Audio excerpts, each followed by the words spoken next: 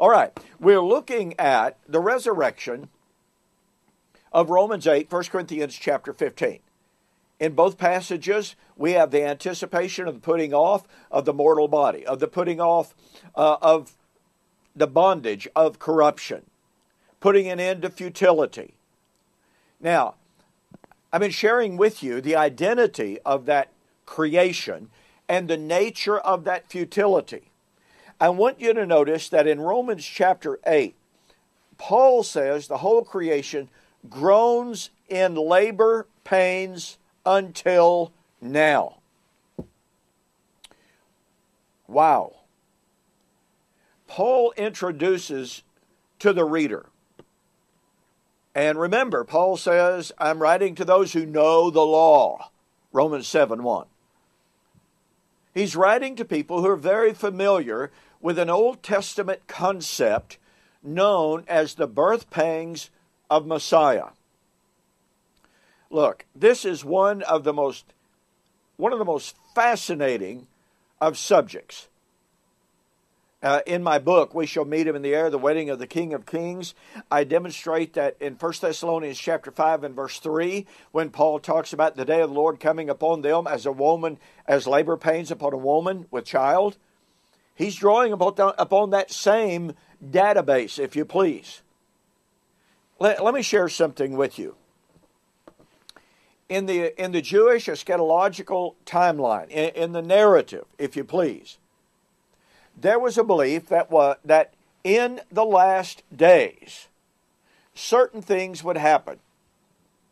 Those things are absolutely interconnected with one another. You cannot divorce them from each other temporally. In other words, you don't have one and then 1,000 years later another, and then 2,000 years later you have another one. That is just simply not in the Jewish eschatological narrative.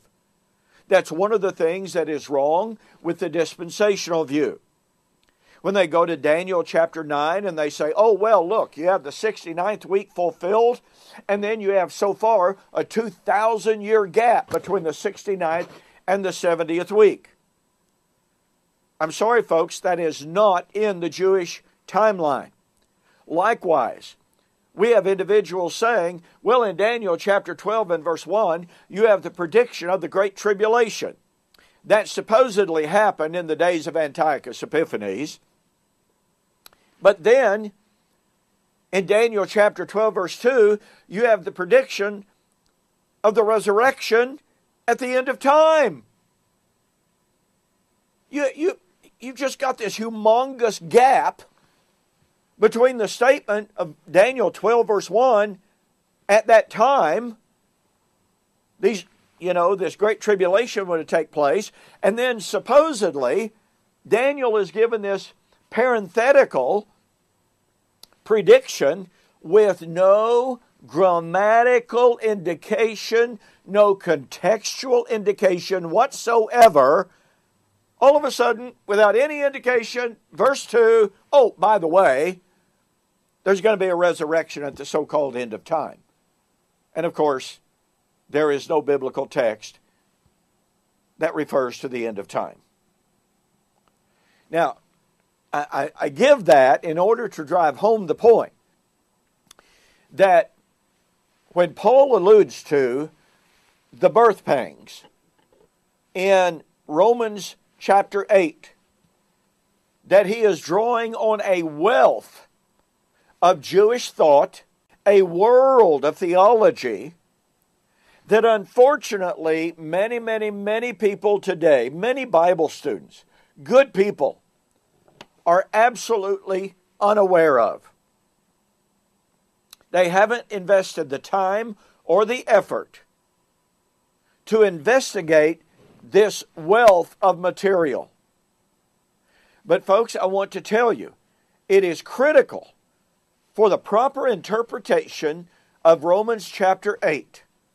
It is critical to see how Paul is drawing on passage after passage after passage from the Old Testament that absolutely tie together the Great Tribulation and the resurrection. It is absolutely wrong. It is anti-biblical to divorce the birth pangs of Messiah, which are nothing less than the Great Tribulation and the resurrection. Here's a rough outline, and again, in my book, We Shall Meet Him in the Air, The Wedding of the King of Kings, I developed this extensively. In some Jewish texts, you'll find a flip-flopping of, well, this one goes here and that one goes there, but they all agree that every one of these constituent elements belong to the last days. And those last days do not extend for thousands of years. But in that Jewish narrative, there was the belief that you would have the appearing of Elijah before the coming of the great and the terrible day of the Lord. Number two, you would have the great apostasy, in which those in Israel would fall away. Now, here's where you sometimes find a little bit of flip-flop. Sometimes you find the Great Tribulation first, and then the Great Apostasy, and the Great Apostasy being a direct result of the Great Tribulation. But the Great Tribulation is seen as the birth pangs of Messiah. The time of Jacob's trouble, we'll look at that.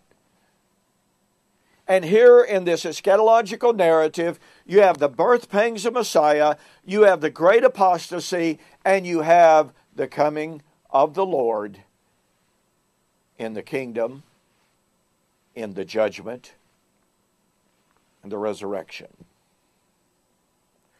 Now look, if Paul in Romans 8 is referring to the birth pangs of Messiah, and he says the whole creation has been groaning together in labor pains until now,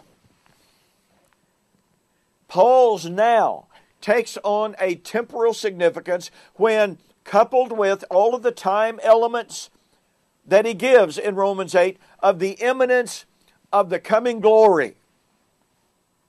It means without a doubt whatsoever that the labor pains were just about over. It means the time of deliverance had arrived. It means the resurrection was at hand. So, in our very next video, I'm going to share with you, I've already shared with you Isaiah 26. I'm going to share with you some of the many, many Old Testament prophecies which foretold the last days and foretold the birth pangs of Messiah that would give way to the resurrection and the kingdom. Look, you do not want to miss this. This is awesome stuff, and it proves beyond a shadow of a doubt the resurrection was to be in the first century. Stay tuned. We'll see you on the flip side.